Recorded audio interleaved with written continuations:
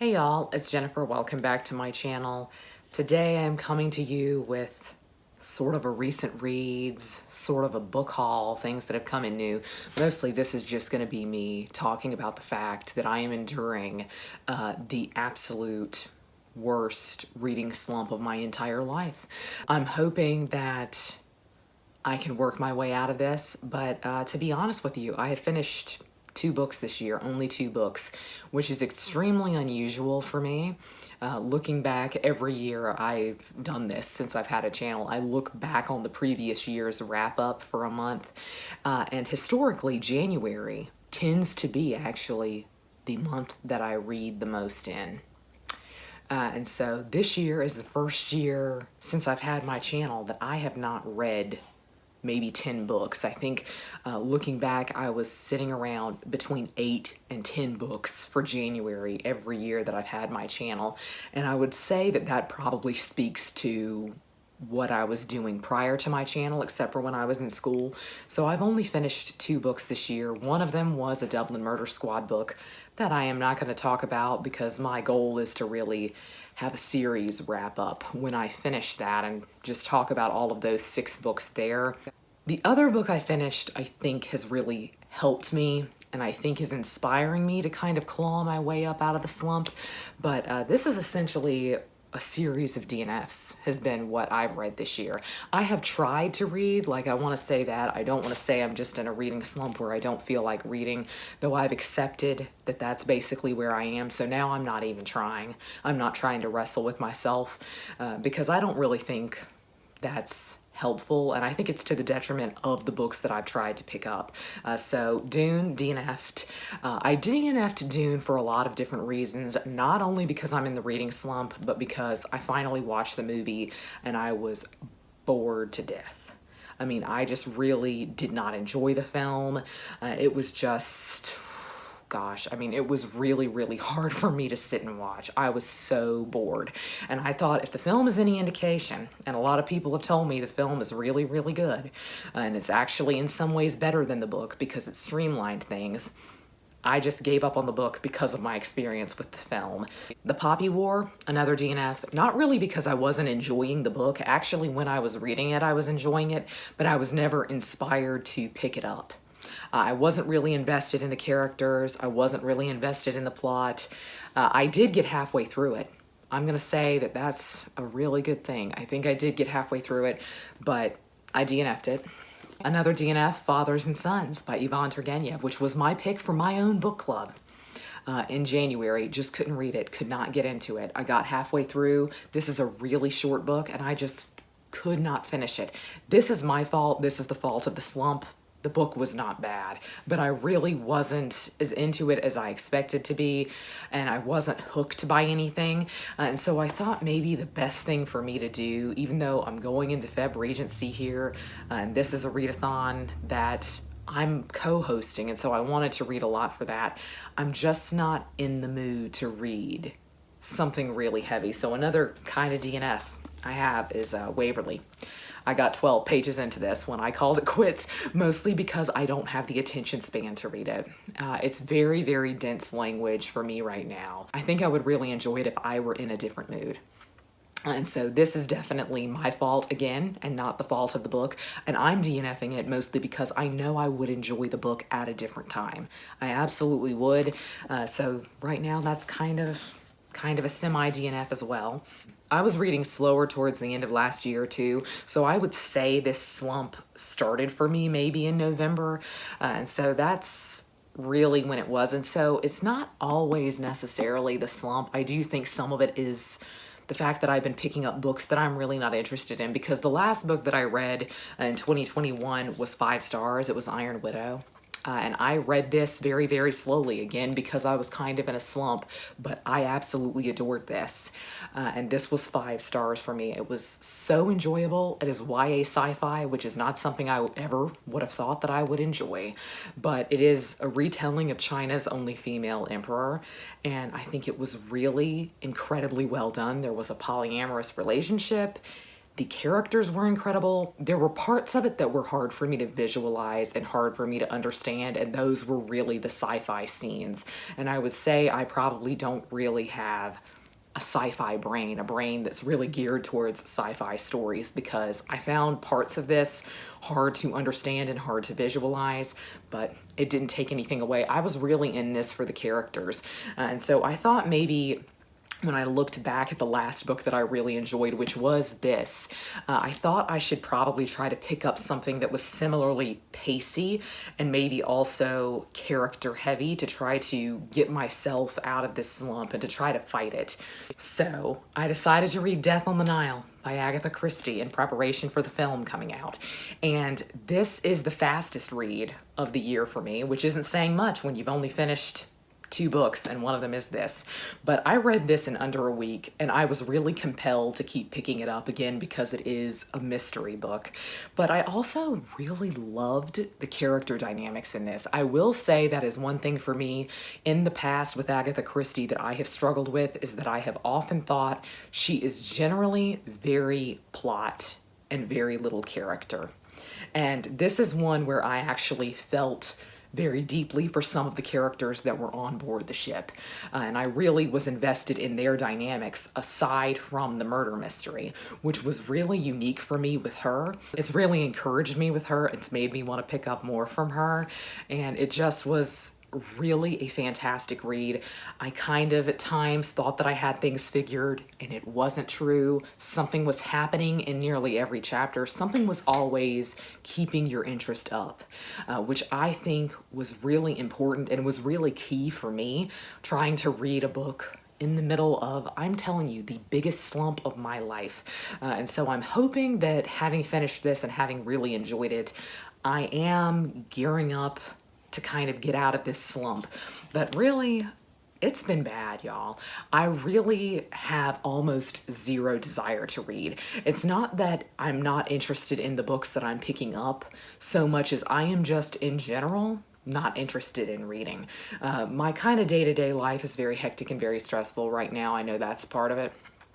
But I also just don't find myself allotting time during the day that I used to allot to reading. I used to read a lot, you know, kind of my hour on lunch break. I don't know when the last time was that I did that.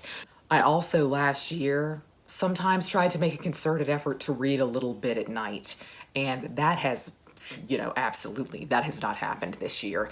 So I don't really know where the time goes. I just know that I've been fairly busy and fairly stressed, and reading has not really been the way that I have wanted to relax. All this to say is kind of what is booktube when you're in a reading slump. And I think it's a hard place to be because I very much want to be making videos and I very much want to be reading. I'm just not. And when I'm not reading, I'm not really inspired to film anything, but I really want to be. I really want to be filming. I really want to be uploading content. It just feels very strange because this is truly one of the only times in my life that I can recall truly being in what I would say is a reading slump. Because I've had them like on a month-to-month basis. Like some months you just don't feel like reading because you're very busy, because you have a lot of other things going on, or because you're reading books that you're not really interested in. I've never had something last this long for me. And I think really this started in November, and I have never gotten out of it. I think it's only gotten worse. I am trying to fight it though, I really am. I'm in the middle of a couple of other books that I have not yet DNF'd. I have not reached the point where I'm gonna DNF them, and I'm trying to tell myself that even if I'm not really enjoying it, if I force myself to get to the end of it, that might be a key part of the process of getting out of the slump. And you'll have to let me know what works for you to get out of a slump. But I really wanted to read a fantasy. I've been trying to read Daughter of the Moon Goddess for over a month now. I pre-ordered this mostly because of the beautiful cover. I thought it sounded really dreamy. This is a retelling of a Chinese myth, the myth of the Moon Goddess. And I should have listened to everyone that I am friends with on Goodreads, other early reviewers. I should have listened to them, but I don't, as a rule, I generally don't listen to the main consensus if I really think a book is going to vibe with me. And I should have listened to the general consensus because a lot of people have come out now since this book has come out, and actually a lot of early reviewers were saying it too, that this is just very run-of-the-mill. It's very middle of the road. It is in many ways very lackluster. And a lot of people, I think, feel as though this should have been edited more. It is very, very long. And I also feel as though it should have been edited more, and I also feel as though it's middle of the road. I think it's just going to wind up being like a 2.5, 3-star read. And that's ultimately okay, but I'm not invested in the main character at all. I think she is my main problem with the book. I think I would be really interested in what was going on were she not the main character, or if she had more character traits. She feels very blank canvas to me. And it's interesting because most of the side characters have been very, very interesting. And any one of them would have been more interesting to follow. A lot of people too have been talking about the beautiful writing in this one, and I haven't found that to be true. I actually think the book is a little overwritten, and it's overwritten in ways that I am not interested in. It's not really talking about beautiful descriptions or dwelling on, really interesting emotional character moments or anything like that. It just feels like there are too many words on the page. Like she takes 10 words to say something that should have taken 3. And that's tedious writing to me. That's not really beautiful writing to me. And I'm really having a tough time visualizing things. For a book that's supposedly very description heavy and very purple prosy, I'm having a very difficult time visualizing the scenes. But I will say one thing is keeping me going in this book. I already would have DNF'd it. I'm 100 pages in, and I would have DNF'd it were it not for Prince Liwei, who is one of the love interests in this book and who is a king in my heart. I love Prince Liwei so much. He is just genuinely and absolutely fairy tale prince.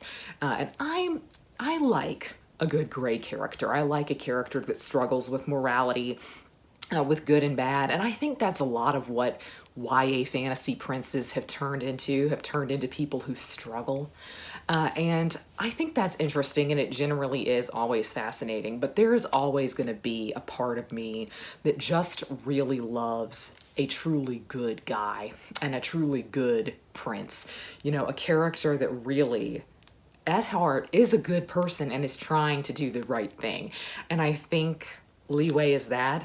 I'm not halfway through. Maybe he'll change, but right now, I love Prince Liwei. And he is so fascinating to me, and he's fascinating in a way that the main character isn't. I really wish this was his story. And that's generally not a very good sign for me with a book when I'm more invested in characters that are clearly meant to be side characters than I am the main character.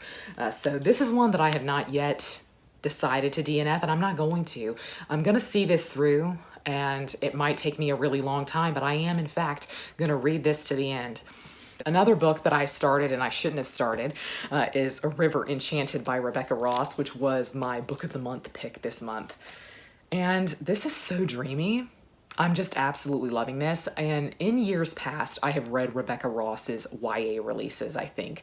She had a duology that, in fact, I never once thought should have been a duology. The first book could have stood on its own. I don't remember the name of it, but I really liked it because it was kind of French and Scottish inspired, and it felt very Renaissance, very Mary Queen of Scots in my opinion, which was so unique in YA.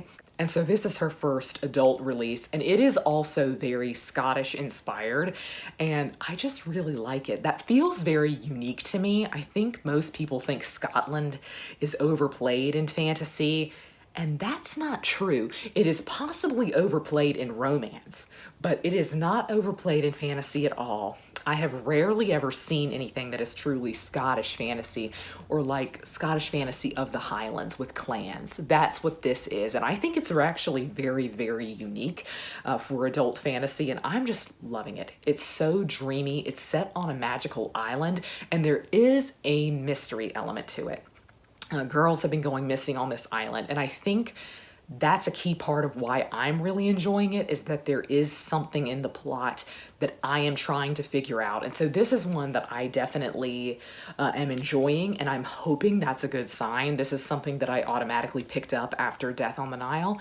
And this is another one that's really big, and I just told myself that this is not really the time that I should be reading it. I have other things that I should be reading, and I'm not really listening to the things that I should be reading.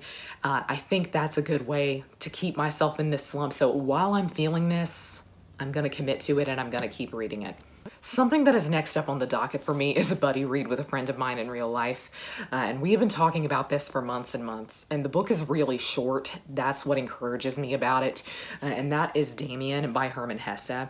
And so we're reading this because it inspired BTS's Blood, Sweat, and Tears music video. My plan is to film an entire vlog around this. And I think that will also really help me get out of this slump. I really enjoy vlogging. I think vlogging is a good style of filming for me right now because it takes, less effort and it can be a little bit more casual than a sit-down video. So I'm hoping that we will probably start reading this in the next month or so. I'm really looking forward to it. I'm kind of intimidated because this is a modern classic, came out around 1920, and in the past I have struggled with those because they're very philosophical in tone, they're really deep, and they're also typically really, really dark. And I don't know that that really matches my mood right now. I'm not sure that that's what I need to be reading, but it is short, and I really want to read something short to take a win. I want to finish something so that I can say I finished 3 books this year. And so maybe I'm just in the middle of too many books. I just need to pick one and try and finish it. But again, this is a year where I've tried to decide to be really laid back with reading, and especially with the time in which it takes me to read a book. I'm trying to be very, very laid back about that. And so hopefully that is something that will continue for me throughout the rest of the year. It hasn't stressed me out, the fact that I've not really finished anything. I've not felt the pressure to keep reading, to read a whole lot in a short amount of time like I've felt in the past, which is great. So that's hopefully a really, really good thing, and I would like to keep that momentum up. That's not been the part of it that's been stressful to me. None of it's been stressful. It just feels very odd for me to not actually be reading and not enjoying reading, not wanting to read anything. Last but not least are a few new additions to my library that I'm really excited about, and I'm hoping also kind of pump some adrenaline into my veins in terms of reading. So one of these is Writings from Ancient Egypt. This was a gift from one of y'all, from Sarah. Thank you so, so much. And this just sounds fabulous to me, and it sounds like the type of book that I probably should be reading because it is sectioned out into different types of writing from ancient Egypt. And so it seems like something you could read a little bit of here and there and gradually make progress on. And I think that would be useful to me while I am in this slump. I know there are selections from the Book of the Dead in here, and I'm kind of excited about that. Sometimes I like to read classics aloud, and I probably won't read the Book of the Dead aloud. I know no harm's ever come from reading a book, but why tempt fate? Then I went to my local used bookstore the other day to finally unhaul a bag of books that I have had sitting on the floor. No lie, since October I have been wanting to unhaul these books. And so they didn't really have much of anything. Some parts of the year are really dry at my local used bookstore, and this must have just been one of them. And so I picked up the Gulag Archipelago Volume 1. I was really stunned that they had this and in such good condition. And so I really picked this up because Christie Lewis from Dostoevsky in Space read this last year, I think, and the quotes that she posted from it on Instagram were just stunning. I believe I read this in part for a class in college, but absolutely nothing about it rings a bell to me other than the name, the Gulag Archipelago. So it's possible we just talked about it in class and we never read a selection from it, because this is volume 1 of 3. And so it's really, really big. This is a massive work. And Russian history has been really fascinating to me lately. And so I think this is one that I would like to read alongside a couple of other things that are on my shelf. And so this is one that I'm excited about, but it's not going to be one that I pick up for a long time. I would really like to take my time with that. I also picked up the selected poems of Robert Burns. It seemed like a sign when I saw this on the shelf because reading A River Enchanted, in her author note, Rebecca Ross mentioned Robert Burns as one of the major inspirations behind the book. And so I thought it was a sign because I'm really enjoying that, and I'm specifically enjoying kind of the atmosphere of it, the vibe, and I think Robert Burns is probably going to capture a similar vibe in his poetry. I've never read him before, and I'm really excited to try him. I think I'm probably going to like him. Last but not least, I picked up Valkyrie, The Women of the Viking World by Johanna Katrine Fredriksdottir, and this is all about women of the Viking world, shield maidens, and otherwise. And I have heard mixed things about this, and I would never have picked this up on my own if it had not been offered up to me at the used bookstore and I bought it on credit, because I've heard so much about it that is controversial. And it's tough. It's tough to know what to do when you are dealing with women in the Viking world, because this is such a shady part of scholarship for the Norse world, and it is something that is highly, highly contentious in some circles, which is very disappointing to see how some people react to the idea of female warriors or to women holding any kind of power in a society like the Vikings. So I'm interested in this. One of my favorite Norse scholars, Neil Price, has really talked this up, which makes me excited about it. I really like him. I really trust him and his advice and his recommendations. But other scholars have been very, very torn on this one, and a couple of others that have come out over the past couple of years talking about women in the Viking world. And the person who had this before me, who donated it to the used bookstore, left their bookmark in it, and they got to page 11. That doesn't really inspire much faith in me. I wish I had seen that at the bookstore, but I just saw it before I came in here to film, and I can't believe it. They only got to page 11. But this is one that I would like to pick up soon. This is a time of year that I normally am very, very interested in Viking history. So that's one that I'm hopefully going to pick up, and maybe a nonfiction, maybe just switching up genres will be a good way to get me out of this slump. All this to say, I don't know what BookTube is when you're in a slump, because it's just a very tough place to be. You want to make videos, but you really have nothing to say. You have nothing to talk about. And so this is really just giving you an update on what's going on with me. Reading is not going well. I am hoping that since I have recently finished a book and started a couple of others that I'm feeling really passionately about, that hopefully I am on my way out of the slump. But I would love to know down below if you have any tricks for getting out of a slump, and if you've ever been in one this bad. Have you ever been in a reading slump that lasted for months and months? But that's going to be all for me today. I hope you're all having a great week. Happy reading. Goodbye.